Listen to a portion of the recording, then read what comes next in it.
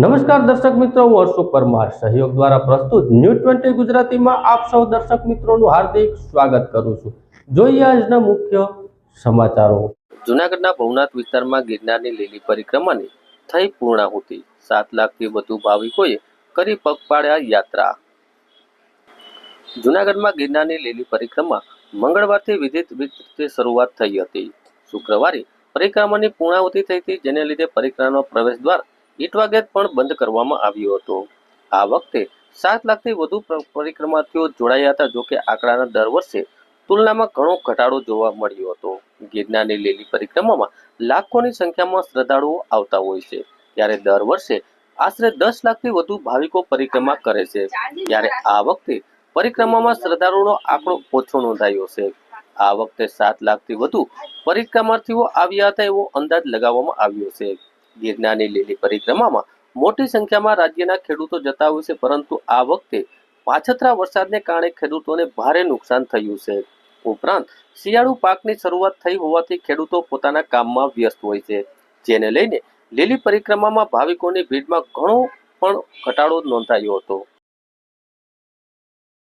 જૂનાગઢ કૃષિ યુનિવર્સિટીની ખેડૂતોને સલાહ, કપાસનો સંગ્રહ ન કરવાની અપીલ અને સલાહ કરવામાં આવી છે। કૃષિ યુનિવર્સિટીની રિસર્ચ ટીમ દ્વારા કપાસના ભાવ અંગે અનુમાન કરવામાં આવ્યું છે। જૂનાગઢ કૃષિ યુનિવર્સિટી દ્વારા તાજેતરમાં એક એડવાઇઝર બહાર પડાઈ હતી। કપાસના પાકને લઈને આ એડવાઇઝર બહાર પડાઈ છે, જેમાં ખેડૂતોને કપાસનો સંગ્રહ ન કરવાનું સૂચન આપવામાં આવ્યું છે। ખેડૂતોને સમયસર કપાસ વેચી દેવા માટે કૃષિ યુનિવર્સિટી દ્વારા જણાવવામાં આવ્યું છે। એવું અનુમાન મુજબ આગામી જાન્યુઆરી માસ સુધીમાં કપાસનો ભાવ 1400 થી 1600 વચ્ચે રહેવાનું કૃષિ યુનિવર્સિટી દ્વારા જણાવવામાં આવ્યું છે। રિસર્ચના જણાવ્યા અનુસાર અમેરિકા સહિત વિશ્વ સ્તરે કપાસનું ઉત્પાદન હોવાથી ભારતમાંથી કપાસની નિકાસ ઓછી રહેવાનું અનુમાન છે। મહત્વનું એ છે કે ગયા વર્ષે કપાસના ભાવ 1500 સુધી રહ્યા હતા। જ્યારે એક બાબત એ પણ નોંધવામાં આવી છે કે દર વર્ષે જૂનાગઢ જિલ્લામાં કપાસનું વાવેતર ત્રીજા ક્રમે રહેલું હોય છે। પહેલા ક્રમે મગફળી અને બીજા ક્રમે સોયાબીનનું વાવેતર કરવામાં આવે છે। ત્યારે જૂનાગઢ કૃષિ યુનિવર્સિટીએ ખેડૂતોને સલાહ આપી છે કે કપાસનો સંગ્રહ ન કરવાની અપીલ અને સલાહ કરવામાં આવી છે। કૃષિ યુનિવર્સિટી દ્વારા આપણે જાણીએ છીએ કે અમુક જ્યારે પાકો છે એની એડવાઇઝરી બહાર પાડવામાં આવે છે। ખાસ કરીને હમણાં તમને ખબર છે કે કપાસની એડવાઇઝરી બહાર પાડવામાં આવી છે। એમાં જોઈએ તો કપાસના જે ભાવો છે એ હમણાં 2 મહિના સુધી સ્થિર રહેવાની શક્યતા છે। એટલે ખાસ કરીને ખેડૂતોને સલાહ એવી આપવામાં આવી છે કે ખેડૂતોએ કપાસ સંગ્રહ ન કરવો અને બને ત્યાં સુધી આ 2 મહિનામાં જો અનુકૂળ હોય તો વેચી નાખવો। ખાસ કરીને આ જે એડવાઇઝરી જે બહાર પાડવામાં આવે છે એ આંતરરાષ્ટ્રીય માર્કેટ અને ભારતની માર્કેટ, ગુજરાતની માર્કેટ, આ બધા તારણો કાઢી અને સ્ટોક અને ડિમાન્ડ એના ઉપરથી આ તારણ કાઢવામાં આવે છે। અને વર્ષોથી અમારી યુનિવર્સિટી આ તારણ કાઢે છે, એમાંથી 80 થી 90% સાચું પડે છે। એ રીતે જોઈએ તો અમે ધાન્ય પાકો છે, કઠોળ પાકો છે, એ બધાની એડવાઇઝરી બહાર પાડતા હોય છે, એમાં લગભગ સાચું પડે છે। એટલે ખેડૂતોને એડવાઇઝરી જોયા પછી ખેડૂતો એનો અમલ પણ કરે છે ને એ પ્રમાણે સાચું પણ પડે છે। જૂનાગઢ શહેરના વાડલા ફાટક પાસે આવેલી વિઠલેજ ગૌશાળા ખાતે હાલારી રાસનું આયોજન કરવામાં આવ્યું હતું। જૂનાગઢ શહેરના વાડલા ફાટક નજીક આવેલા વિઠલેજ ગૌશાળા ખાતે ભવ્ય હાલારી રાસનું આયોજન કરવામાં આવ્યું હતું। આ હાલારી રાસ ખાસ વૈષ્ણવ સંપ્રદાય માટે આયોજન કરવામાં આવ્યું હતું। વધુ વિગતો જોઈએ તો વાત કરવામાં આવે તો આ ઉત્સવ એટલે ગોપાલ સપ્તમીનો ઉત્સવ અને ગોપાલ સપ્તમીનું એક આગવું મહત્વ હોય છે। ગોપાલ સપ્તમી એટલે ભગવાન શ્રી કૃષ્ણ બલરામજી સાથે સૌ પ્રથમવાર ગાયો ચરાવવા ગયા હતા। તે ઉત્સવને મનાવવા માટે આજના ઉત્સવમાં બળે મોહનજી પણ જોશીપરાના મહારાજ શરદ વલ્લભભાઈજીની યજ્ઞથી આ હાલારી રાસનું આયોજન કરવામાં આવ્યું હતું। હાલારી રાસના ઉત્સવમાં મોટી સંખ્યામાં વૈષ્ણવ પરિવારને ઉપસ્થિત રહ્યા હતા। આ રાસ ઉત્સવમાં મોટી સંખ્યામાં ભાઈઓ બહેનો ઉપસ્થિત રહ્યા હતા અને પ્રાચીન હાલારી રાસની મોજ માણી હતી અને ભગવાન શ્રી કૃષ્ણની ભક્તિ કરી હતી। જૂનાગઢ શહેર પાસે આવેલી વિઠલેજ ગૌશાળા ખાતે હાલારી રાસનું પણ ભવ્ય રીતે આયોજન કરવામાં આવ્યું હતું।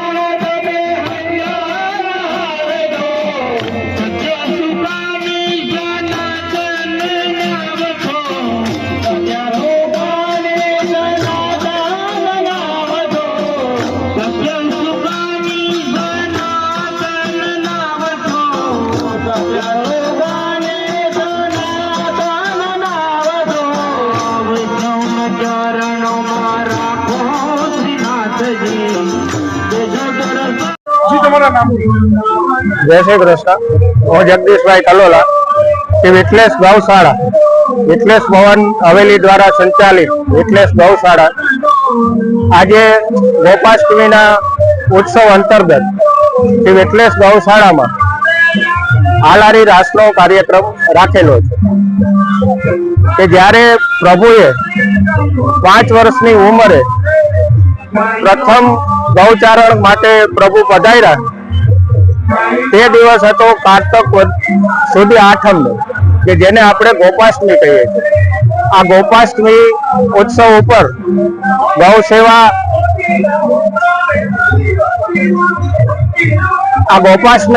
ઉપર ગૌ સેવાનું ખૂબ જ મહત્વ રહેલું છે અને સનાતન ધર્મની અંદર ગાયને વિશ્વ માતા કહેવામાં આવી છે. ગાયથી જ ભારતીય સંસ્કૃતિ રહેલી છે.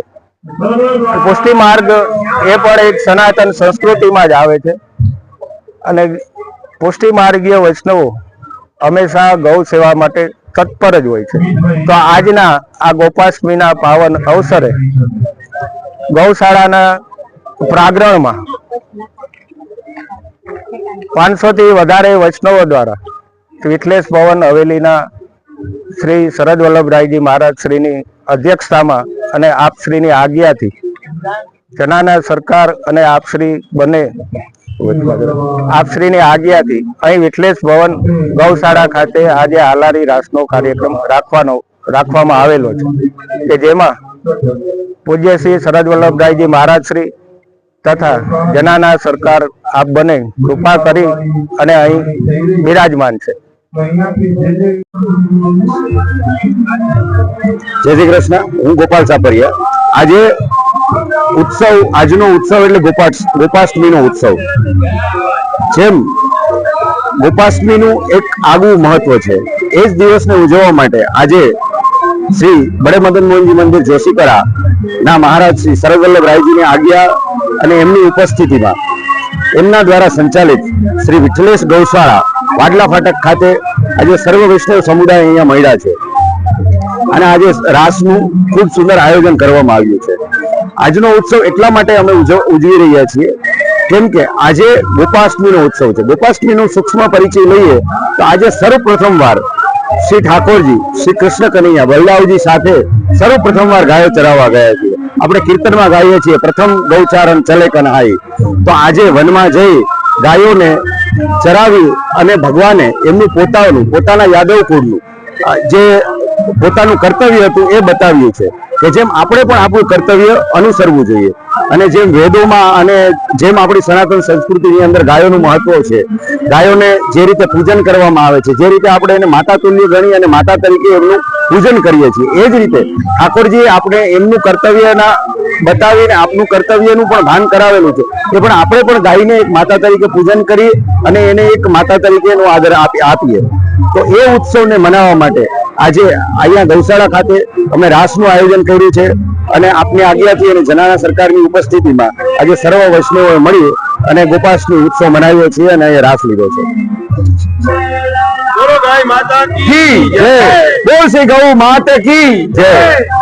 જૂનાગઢના ભવનાથમાં ગિરનારની લીલી પરિક્રમામાં પોલીસ તંત્રની કામગીરીને બિરદાવતા યાત્રાળુઓ જૂનાગઢ પોલીસના વડા હર્ષદ મહેતાની શુભેચ્છા મુલાકાત કરી હતી. જૂનાગઢ શહેરના ભવનાથ વિસ્તારમાં આવેલા ગરવા ગિરનારની ગોદમાં લીલી પરિક્રમાનો પ્રારંભ થયો હતો. ત્યારે ભવનાથ વિસ્તારમાં ગિરનારની લીલી પરિક્રમા રૂટ ઉપર ચારે બાજુ પોલીસ અને વન વિભાગ કાર્યરત હતી. જૂનાગઢ પોલીસ ડ્રગ અને અન્ય નશીલા પદાર્થોની ખાસ કરીને યુવાધનને દૂર રહેવા અનેક કાર્યક્રમોનું જાગૃતિ અભિયાન હાથ ધરવામાં આવ્યું હતું. ત્યારે ગિરનારના તાજેતરમાં યોજાયેલી ગિરનારની લીલી પરિક્રમા દરમિયાન જૂનાગઢ પોલીસ દ્વારા ભવનાથ તળેટી વિસ્તારમાં ગિરનાર લીલી પરિક્રમા 36 કિલોમીટર રૂટ ઉપર અનેક જગ્યાએ ડ્રગ્સ અને નશીલા પદાર્થોનો દૂર રહેવા બેનરો અને પોસ્ટરો લગાડવામાં આવ્યા હતા. સાથે સાથે પોલીસ રાવટીઓ પણ પોલીસ દ્વારા જાગૃતિ લાવવાના પ્રયત્નો હાથ ધરવામાં આવ્યા હતા અને પોલીસ દ્વારા યાત્રાળુઓની પણ સેવાકીય પ્રવૃત્તિ કરવામાં આવી હતી.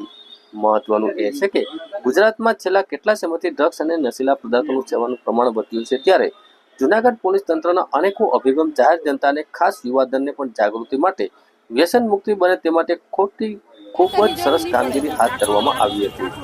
આવી જ રીતે જૂનાગઢ પોલીસ તંત્ર દ્વારા પોલીસ પ્રજાનો મિત્ર છે અને કુદરતને સાર્થક કરવા કાયમ માટે જાળવી રાખવા પ્રયત્નો પણ કરવામાં આવ્યા હતા, જેને લોકોએ પણ બિરદાવ્યા હતા અને યાત્રાળુ દ્વારા પણ જૂનાગઢ જિલ્લા પોલીસ વડાની શુભેચ્છા મુલાકાત લેવાતા આવી હતી। જૂનાગઢ પોલીસ ખાસ કરીને એસપી સાહેબની કામગીરીને બિરદાવી હતી। मेरा नाम अश्विनी खटावकर है। मैं कोल्हापुर से आई हूँ। मैं गिरनार परिक्रमा करने के लिए रात को 5 बजे निकली थी, लेकिन मुझे हो नहीं पा रहा था। पुलिस की गाड़ी उधर से आ रही थी, मुझे चक्कर आ रहा था, बुखार बहुत है मुझे। पुलिस की गाड़ी आ रही थी, उन्होंने मुझे देखा, मैं बैठी हुई थी और उन्होंने मुझे बोला बहन आपको क्या हुआ है। मैंने बोला कि मुझे ऐसा ऐसा हो रहा है, तो उन्होंने मुझे अच्छी तरह ट्रीट दी और अपनी गाड़ी में बिठा के मुझे यहाँ तक लाया। जूनागढ़ पुलिस स्टेशन का मैं बहुत बहुत शुक्रिया करती हूँ कि मुझे इतना, मैं चढ़ ही नहीं पा रही थी कि मेरे पैर में कुछ भी अवसान नहीं था, फिर भी उन्होंने मुझे इतना सहकार्य किया, इसके लिए मैं उनका धन्यवाद करती हूँ।